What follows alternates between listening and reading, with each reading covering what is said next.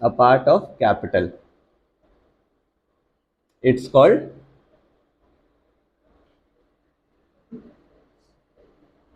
shares. बिल्कुल simple definition. Shares क्या होता है? अ पार्ट ऑफ कैपिटल। जब कंपनी को जरूरत होती है पैसे की, देखो ये समझ लो तुम्हारी ऐसे स्ट्रक्चर बना, समझो कि ये है तुम्हारी कैपिटल। भाई अगर सोल प्रोप्राइटरशिप होती है या पार्टनरशिप फर्म होती है, तो उनकी मेन मकसद, मेन मसला पता क्या है क्या होता है? पैसे का ही होता है। छोटा बड़ा आदमी कैसे होता है? अच्छा बताओ, अरे बहुत छोटा आदमी है कहते नहीं, कैसे कहते? बहुत बड़ा आदमी है। बड़ा आदमी मतलब क्या? बड़ा आदमी क्या मतलब? उसका कद बड़ा होगा? नहीं ना, वेल्थ बड़ी होगी, नहीं पैसा। तो कंपनी को भी मेजरमेंट हम लोग ज्यादा पैसे से ही करते हैं। बिजनेस के जो साइज होते हैं वो डिपेंड करते हैं उसकी किस पे? पैसे पे, जिसे हम लोग बोलते हैं शुद्ध भाषा में कैपिटल। बड़ी कंपनी कंपनी है भाई, बिजनेस का साइज क्या होगा ये डिपेंड करता है उसके पैसे के ऊपर। भाई 5 करोड़ रुपए लगा रहे हो तो बिजनेस छोटा होगा बड़ा होगा? अच्छा बड़ा होगा। और भाई 1 लाख रुपए लगा के कर रहे तो बिजनेस क्या होगा? छोटा होगा तुम्हारा ना। तो यही मसला कंपनी का भी। देखो फॉर्म ऑफ बिजनेस अभी 3 पढ़े हैं। सोल प्रोप्राइटरशिप, छोटी कैपिटल शुरू होती है। दूसरी क्या होती है? Partnership firm. 5-6 लोग आके कैपिटल लगाते, 1 लाख रुपए लगा रहा, छोटा हो गया। 1-1 लाख, 5 लोग लगा रहे, कितना हो गया? 5 लाख रुपए हो गया, थोड़ा बड़ा हो गया। अब उससे बड़ा भी अगर तुम्हें बिजनेस एक्सपैंड करना है तो तुम्हें ज्वाइंट स्टॉक कंपनी जानी पड़ेगी। उसमें क्या होता है, जो पैसा होता है वो कई पार्ट में छोटे छोटे, मान लो कंपनी को 5 CR की जरूरत है, मान लो 5 करोड़ की, तो क्या करती है? छोटे छोटे छोटे छोटे छोटे छोटे टुकड़े काट देती है। ये जो एक टुकड़ा होगा इसे हम लोग क्या बोलेंगे? इसे हम लोग शेयर बोलेंगे। वो क्या करेगी? एक टुकड़े कर देगी 1,000 रुपए। अब हर आदमी 1,000 रुपए ले सकता ना, अफोर्ड कर सकता है? भाई किसी पर 5,000 पड़े तो उसने 5 शेयर खरीद लिए, किसी पर 10,000 पड़े तो उसने 10 शेयर खरीद लिए। ऐसे ऐसे करते करते करते 100 लोग आ गए, सबने खरीद लिए, 5 करोड़ रुपए कंपनी को मिले और किसी बर्डन भी नहीं पड़ा। तो इसी को हम लोग बोलते हैं क्या? शेयर। तो सिंपल डिफरेंस क्या है? अ पार्ट ऑफ कैपिटल। ये क्या है? ये पार्ट है तुम्हारा, और ये क्या है? कैपिटल। तो a part of capital is called share. Simple सी डेफिनेशन। अब कोई बंदा तुम्हारा शेयर क्यों खरीदेगा? उसे क्या मिलेगा? प्रॉफिट मिलेगा। इंटरेस्ट काहे मिलेगा भाई? इंटरेस्ट काहे दे दोगे? इंटरेस्ट मिलता है डिवेंचर केस में खाली। अब तुम कैपिटल लगा रहे हो तो कैपिटल केस में क्या मिलता है तुमको? अच्छा बताओ। सोल राइटरशिप पढ़ी है, पार्टनरशिप फर्म पढ़ी है, अपने इंसान कैपिटल लगाते हैं उसके बदले में क्या मिलता है? तो अच्छा उसको प्रॉफिट मिलता है ना, तो यहां पर ही प्रॉफिट ही मिलेगा उसको। तो मान लो कैपिटल लगाई तो कैपिटल से क्या जनरेट होता है? तो अच्छा क्या जनरेट होता है? प्रॉफिट। वो भी इतना ही बड़ा प्रॉफिट होगा। भाई बड़ी कैपिटल का बड़ा प्रॉफिट। कोई पान मसाला बेचता होगा तो उसका प्रॉफिट उतना ही होगा। कोई अगर जो है होलसेल का काम करता है तो उसका प्रॉफिट बड़ा होगा। तो जितना ज्यादा पैसा उतना ज्यादा, गलत कह रहे हो? बताओ। अब 1 लाख रुपए लगाओगे तो 1 लाख के बराबर प्रॉफिट मिलेगा। अगर तुम 5 लाख रुपए लगाओगे तो 5 लाख रुपए प्रॉफिट मिलेगा। अगर 5 करोड़ रुपए लगाओगे तो 5 करोड़ के बराबर प्रॉफिट भी तो मिलेगा तुमको बड़ा। तो जितना बड़ा पैसा होगा उतना बड़ा क्या मिलेगा तुम उसके बदले में? प्रॉफिट मिलेगा। उतने बड़ा लॉस भी होगा ना, उतना ही बड़ा प्रॉफिट भी होगा, उतना ही बड़ा क्या होगा तुम्हारा? लॉस भी होगा। तो यहाँ पे क्या है? तो ये प्रॉफिट हुआ। और प्रॉफिट का पूरा प्रॉफिट तो मिलता नहीं है, क्योंकि सब भाई एक आदमी का तो होता नहीं है, बटता है वो। और जो प्रॉफिट बटता है उस बटने वाले प्रॉफिट को बोलते हैं क्या हम लोग? डिविडेंड। क्या बोलते हैं? डिविडेंड। समझ में आया नहीं? प्रॉफिट डिविडेंड का मतलब क्या होता है? क्योंकि profit, a part of profit is called dividend. क्या बोला? अ part of profit it's called dividend. समझ में आया नहीं है? कि पार्ट होता है प्रॉफिट का, अ part of profit is called dividend. ठीक है, थोड़ा राइटिंग जल्दी जल्दी में हो जाएगी 10,000, समझ लेना। डिविडेंड तुम्हारा, ठीक। तो a part of profit is called dividend. हो गया तुम्हारा? समझ में आया नहीं आता? अब कंपनी जो शेयर इशू करती है, उस शेयर के 2 टाइप होते हैं। कंपनी चाहे तो 2 टाइप के शेयर इशू कर सकती है, इक्विटी और प्रीफरेंस शेयर। समझ में आया नहीं है? तो कंपनी के टाइप क्या हो तुम्हारे? समझ में आया? शेयर समझ में आया क्या होता है? अब इसके बाद बात करते हैं हम लोग शेयर्स में।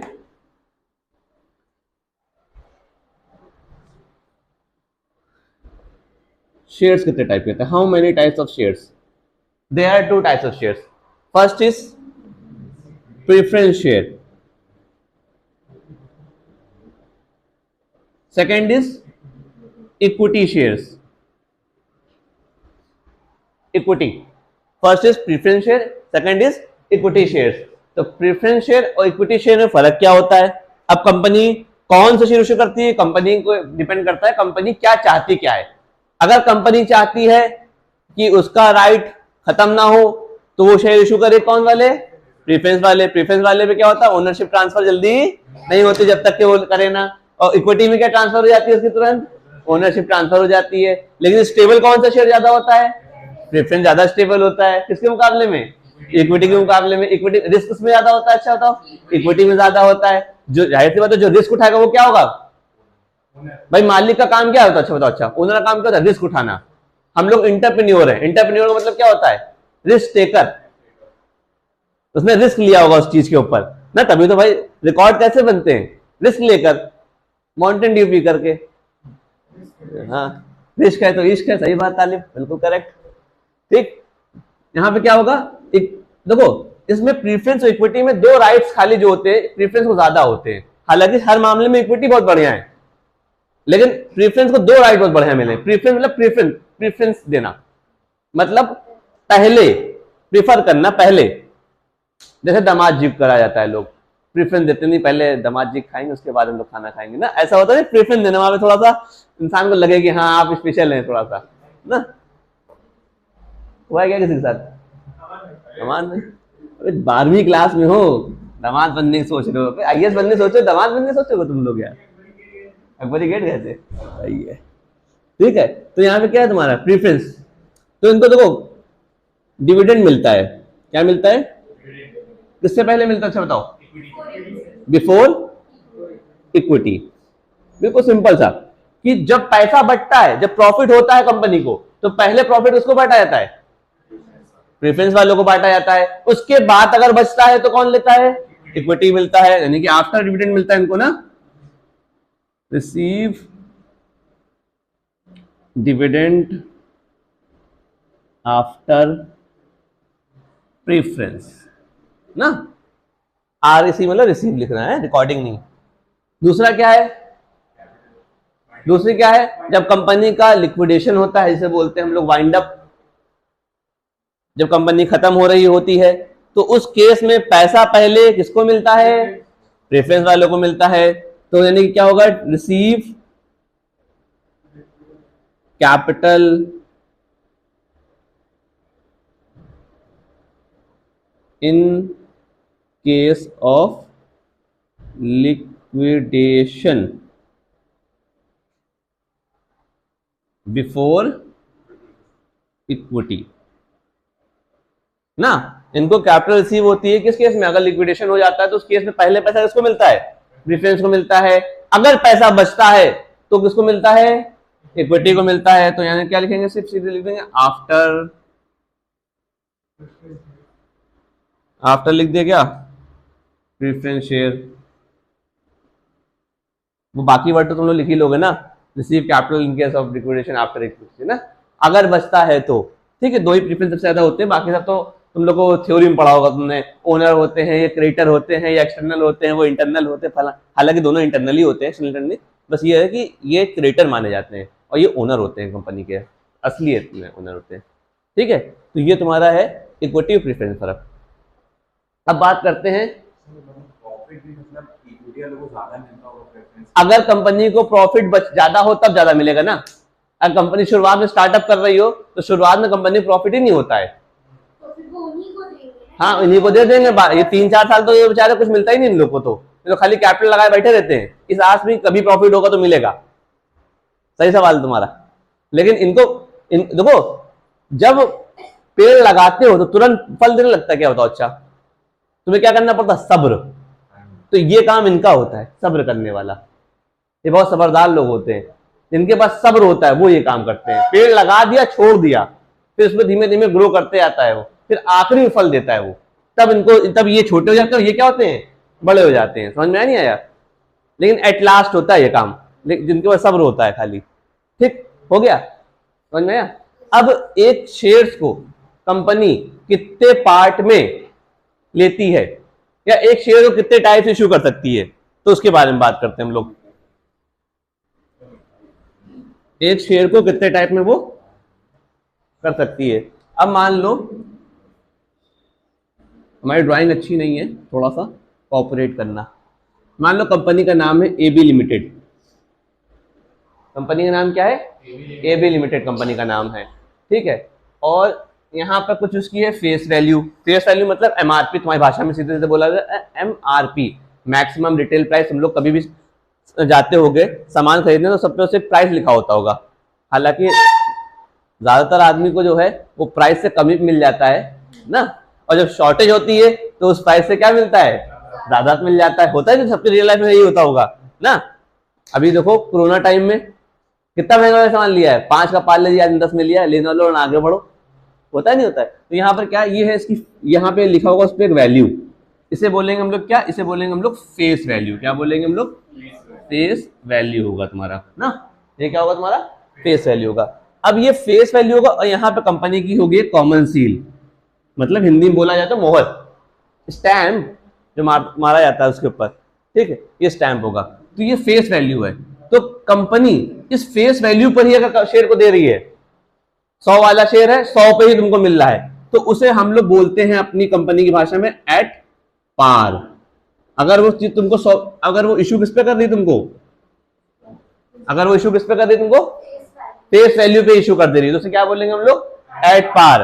अगर वो फेस वैल्यू से 1 रुपए ज्यादा पे, मतलब एक क्या 98 ज्यादा हो जाए, क्या कहलाएगा बेटा वो? At premium. मतलब अगर वो 110 पे दे रही है तो क्या कहलाएगा तुम्हारा वो? एट प्रीमियम बोला जाएगा।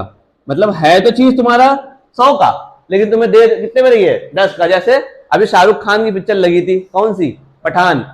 टिकट था 100 रुपए का, 150 रुपए का था, लेकिन मिला कितने का लोगों को? ब्लैक में लिया था, ब्लैक में बहुत से लोग ब्लैक में लिए थे, तो 150 कितने मिल रहा था? 200 का मिल रहा था ना। तो क्या उनको सीट अलग मिल रही थी क्या? मिल तो वही रही होगी सीट ना, जो जो लोगों को 150 की मिली वही उनको 200 की मिली, बस उनको ब्लैक में मिली है, प्रीमियम। जो तुम्हें नॉवेल्टी का टिकट मिला होगा तो उस पर तो 100 रुपए लिखा होगा ना, लेकिन तुमसे लिया कितना गया? 150 रुपए लिया गया, क्योंकि तुमने बाहर खरीदा ब्लैक में, तो क्या कहलाएगा तुम्हारा? प्रीमियम कहलाएगा। मतलब है इसमें 100 रुपए लिखा, लेकिन तुम्हें हम 110 का लेना लो वरना आगे बढ़ो। कंपनी सीधे कहती है भाई गुडविल अच्छी है उसकी, लिखा 100 रुपए उस पर, क्योंकि फेस वैल्यू से ही डिविडेंड बनता है तुम्हारा। जो डिविडेंड मिलता है कंपनी में वो किस पे मिलता है तुम्हारा? फेस वैल्यू पे। कंपनी की वैल्यू 1000 रुपए इस समय मार्केट वैल्यू, लेकिन फेस वैल्यू 100 रुपए, तो 100 रुपए से मल्टीप्लाई करके तुम्हें दिया जाएगा डिविडेंड को। मतलब 2% डिविडेंड देना है तो 2% 1000 का नहीं लगेगा, 100 का 2% लगेगा, इसलिए फेस वैल्यू नीचे रखती है हमेशा वो। समझ में नहीं है? वरना मजा ही आ जाए, 1000 रुपए लगाए 2% तो मजा ही आ जाए, आदमी जितने पैसा हो तो अमीर हो जाए। फेस वैल्यू भी देती है हमेशा 2% 3%, ठीक है। जब भी डिविडेंड या इंटरेस्ट या कुछ भी किसी की बात होती है, हमेशा कंपनी किस पे देती है? Face value. मार्केट वैल्यू से मतलब नहीं होती उसकी, चाहे गिरा हो चाहे उठा हो, उसको फेस वैल्यू देना होता है। और जब कंपनी को जो है 100 से नीचे भी दे रही है तो उसको क्या कहलाएगा तुम्हारा? 90 रुपए का। जैसे मैं तुमको बताया मिंत्रा पे सेल चल रही थी आज ना, 100 बाय 1 गेट 1, मतलब है 500 की लेकिन 250 की मिलेगी तुमको। तो अगर 100 रुपए से 1 रुपए नीचे चला जाए तो क्या कहलाएगा तुम्हारा? Eight discount. तो ये क्या होगा तुम्हारा? एट डिस्काउंट, ठीक है। तो 3 टाइप से इशू कर सकती है, वो कंपनी के ऊपर डिपेंड करता है कि उसकी गुडविल कितनी मजबूत है। अगर ज्यादा मजबूत है तो प्रीमियम पे करेगी, अगर नॉर्मल है तो कर देगी। और बहुत ही थोड़ा सा नई आई है कंपनी, हालांकि 3 साल तक कंपनी जो है अपना डिस्काउंट नहीं कर सकती शेयर्स को, याद रखना। नई कंपनी जब शुरू होती है तो शुरुआत में डिस्काउंट इशू नहीं कर सकती। लॉस तो हो जाएगा, हो सकता है तुम जो है पोपट बना के निकल जाओ, तो पब्लिक का मसला होता है ना यहाँ पर। 100 वाला आदमी का 100 का शेयर 90 में मिला, तुमने खरीद डाला उठा के, और कंपनी क्या हुआ? फरार हो गई। तो 3-4 साल तक उसकी परफॉर्मेंस पता लग जाती है कि हाँ वो स्टेबल कर पाएगी नहीं कर पाएगी, क्योंकि 3 साल में उसके बारे नारे हो जाते हैं। नई कंपनी पैसा लगाना भी रिस्क होता है बहुत बड़ा, तो डिस्काउंट पे इसलिए नहीं कर सकती, ठीक है। तो डिस्काउंट पे होता है, बाद में होता है डिस्काउंट पे, ठीक है। 100 वाला है और कितने पे? 90 पे, तो क्या कहलाएगा तुम्हारा? एट डिस्काउंट कहलाएगा। तो ये तुम्हारे 3 टाइप से इशू हो सकते हैं, at par, at premium, at discount.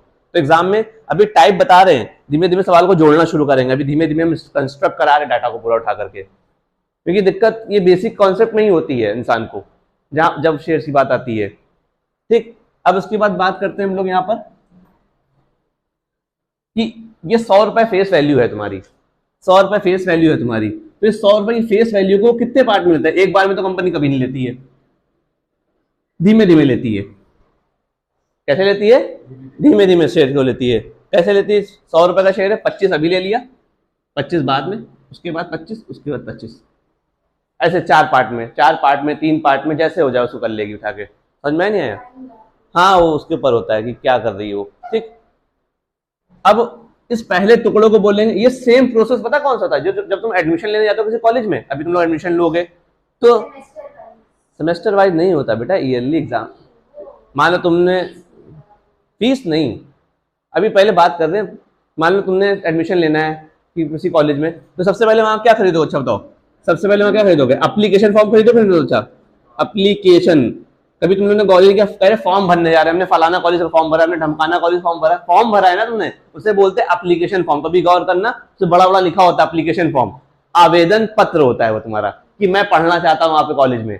तो उसके बाद आवेदन पत्र के बाद अगर कॉलेज को मुनासिब लगता है, इंटरेस्ट कराइए, फलाना ढमकाना करा के तुम्हारा एडमिशन ले लेगी, तो फिर वो तुम्हें क्या अलॉट करेगी? वहां से सीट अलॉट करेगी ना, तो तुम्हें वहां से वो एक अलॉटमेंट लेटर इशू करेगी, अलॉटमेंट लेटर इशू कर देगी वहां से कि हाँ आपको कॉलेज अलॉट हो गया, आप आगे पैसे जमा कर दीजिए। अब ना बहन लोग, आपने जो है यूपीएससी उसके लिए क्या कहते हैं, ये क्या नाम है तुम्हारा, नीट के लिए भरा तुमने, तो एप्लीकेशन फॉर्म डाल दिया भाई। एप्लीकेशन तो बहुत सारी आती है ना भाई, एप्लीकेशन फॉर्म भरा तुमने, 1000-2000 रुपए लगा के भर दिया।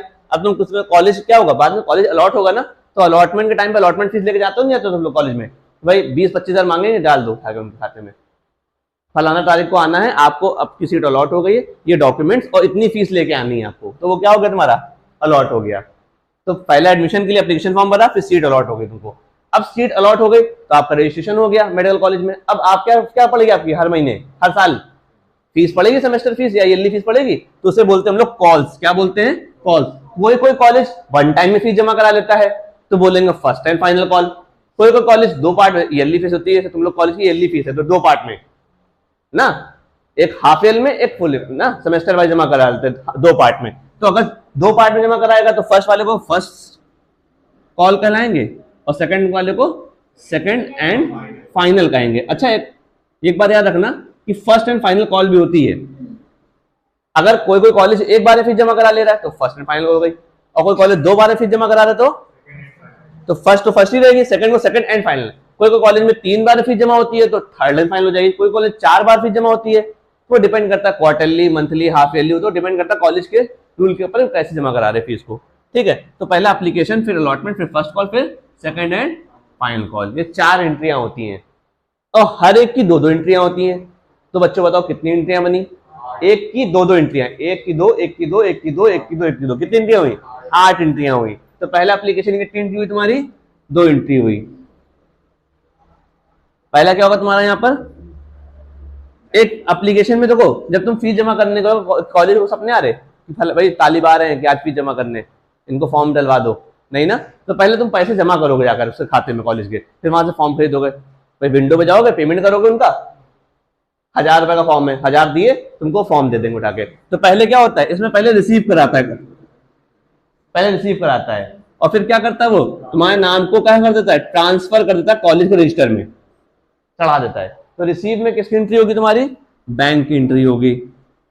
और ट्रांसफर में काहे की एंट्री होगी तुम्हारी? पैसा कहां जमा हो जाएगा? कैपिटल में जमा हो जाएगा। लेकिन बाकी सब एंट्रियों में अब तालिब का नाम चढ़ चुका है यहाँ पर पे, अब तालिब का नाम चढ़ चुका है तो तालिब को बुलाया जाएगा, भाई तालिब आपको सीट मिल गई है, बकायदा लेटर में नाम लिखा होगा, mister Talib you are selected now and you are submitted the fees, आप सबमिट करिए आके फीस अपनी। तो यहाँ पे बकायदा नाम चढ़ चुका है ना, तो पहले तुमको बुलाएंगे, तो पहले क्या करेंगे, तुमको वो ट्रांसफर करेंगे और फिर क्या होगा, फिर उनको वो वहां से पैसा तालिब भाई आएंगे और वहां जाके फीस रिसीव करा लेंगे। तो मतलब बाकी सब में क्या होगा, पहले ट्रांसफर होगा और फिर क्या होगा, रिसीव। ऐसे यहाँ पर भी होगा और ऐसे ही यहाँ पर भी। तालिब का नाम यहाँ पर चढ़ चुका है, तो मतलब बाकी सब एंट्री में पहले किसकी एंट्री करेंगे हम लोग?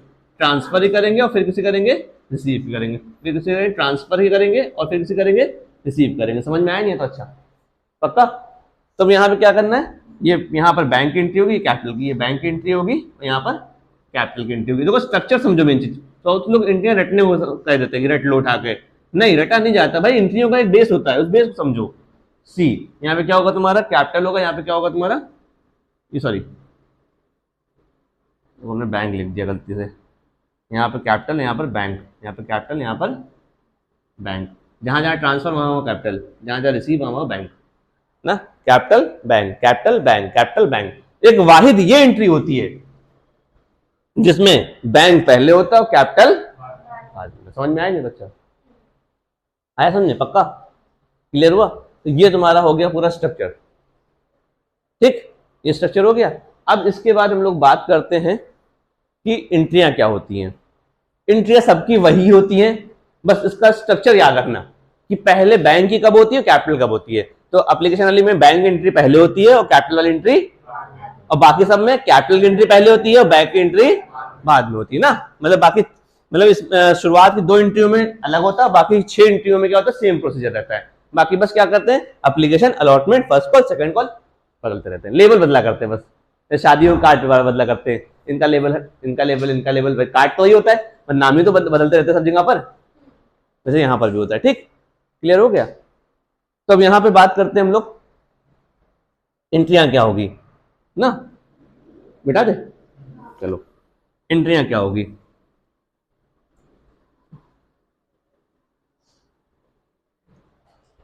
एंट्रियां क्या होंगी? पहली एंट्री क्या है तुम्हारी, इसको बैठा दे।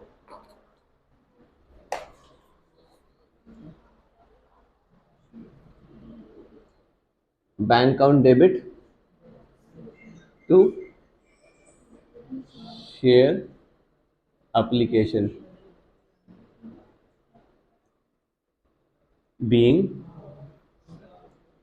एप्लीकेशन अमाउंट रिसीव हो जाएगा। समझ में आया नहीं बच्चा? और फिर क्या होगा, शेयर एप्लीकेशन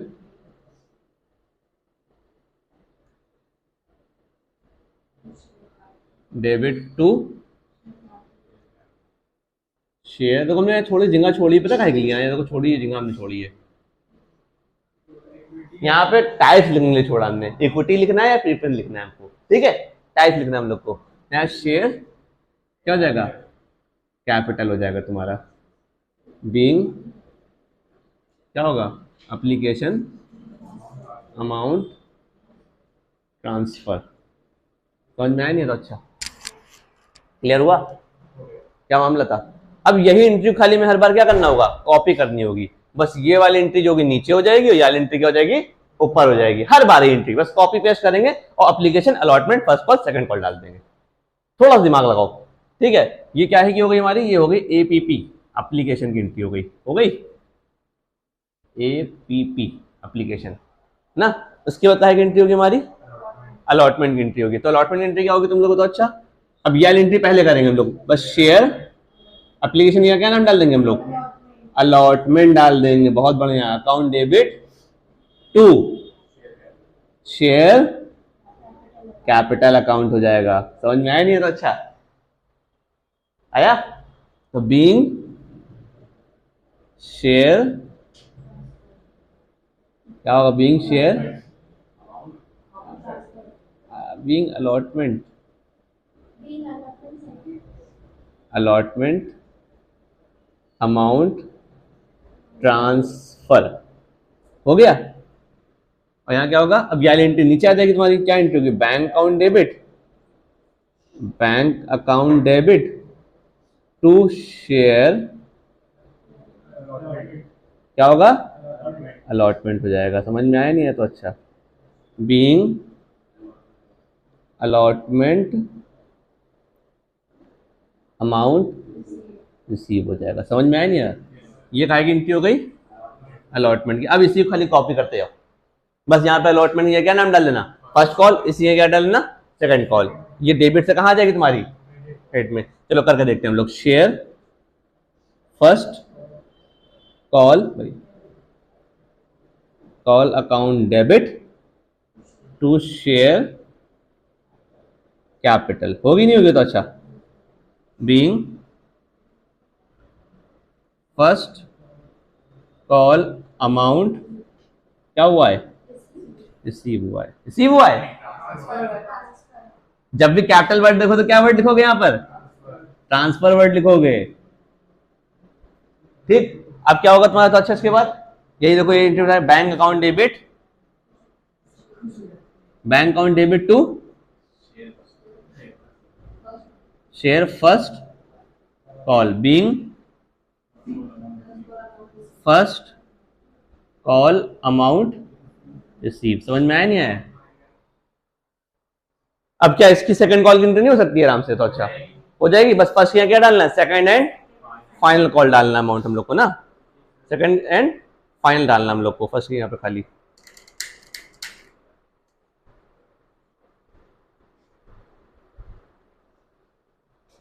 समझ में आया नहीं है? तो अच्छा अब सेकंड एंड फाइनल कॉल की एंट्री डाल देंगे उठा के, सेकंड कॉल की एंट्री तुम लोग करोगे उठा के, ठीक है। चलो